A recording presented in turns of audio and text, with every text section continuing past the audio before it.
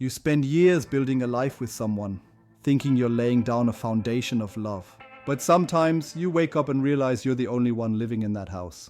The other person, they checked out a long time ago. They just forgot to tell you. For years I was a sanitation worker. It's honest work.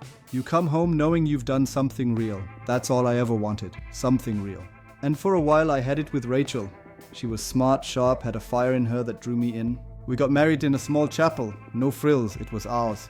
But then the leak started. So slow you don't even notice the damage until the whole structure is rotten. It was in the little things. The way she'd flinch if I tried to kiss her neck. The way her phone was always face down. I'd set up a candlelit dinner with her favorite sushi, and she wouldn't even look up from her screen. I asked her, "Do you still find me attractive?" She looked at me like I'd asked if the sky was green and said, "Why are you being so insecure?" But the breaking point, the one that changes you forever, it wasn't dramatic. It was in the laundry room on a Thursday. I came home after a 10-hour shift, my back aching. I wrapped my arms around her waist just to feel close to my wife, just to feel something. She shoved me off like I was a stranger. "God, I told you already," she snapped. "I'm just not in the mood for touching all the time." I stood there, humiliated. "I'm not asking for sex, Rachel. I just wanted to be near you." She turned and said the words that killed the man I was. "I don't want you near me right now. Honestly, I haven't wanted to touch you in months. I just don't feel it anymore." No apology, no tears. She just walked away. And I stood there, holding a dish towel, feeling something deep inside me crack, like an ankle bone snapping. You're not walking the same after that. I stopped trying, not out of pettiness, because the last shred of hope I had died in that laundry room. The silence that followed was deafening. Cold dinners, one-word replies. The worst part is she didn't seem to notice. Or maybe she liked it that way. Me quiet, me compliant, me easy to ignore. Then, one night it happened. She had a girls' night. I came home late, sat at the edge of the room, a ghost in my own house.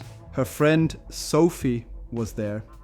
After Rachel passed out on the couch, Sophie looked at me and said, "I've been watching this, the way she shuts you out.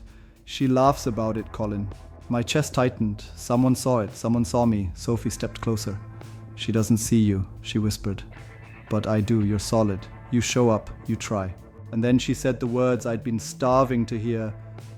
"Let me show you what it's like to be wanted." It wasn't about revenge. It wasn't even really about Sophie. It was about oxygen. After months of drowning, it was a single, desperate gasp of air. Rachel found out, of course. She was furious. Not heartbroken, furious. "You blew up our entire marriage," she screamed. I looked her dead in the eye and said, "You lost me before Sophie ever touched me? You threw me away? You just didn't think I'd let myself be picked up by someone else?" She didn't cry. She was mad because I'd slipped out of her control. The man who always tried harder was gone. I moved out. I got a small apartment. I called a lawyer. I started rebuilding. Quietly. I picked up shifts. I started running.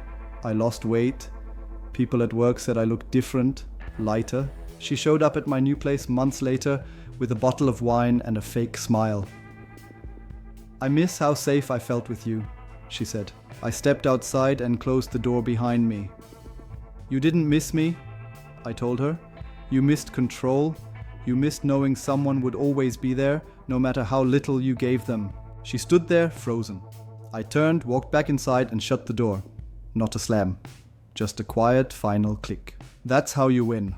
Not with revenge. Not by begging for closure. You win when the person who rejected you realizes you were the prize all along. And you win by walking away and never ever looking back.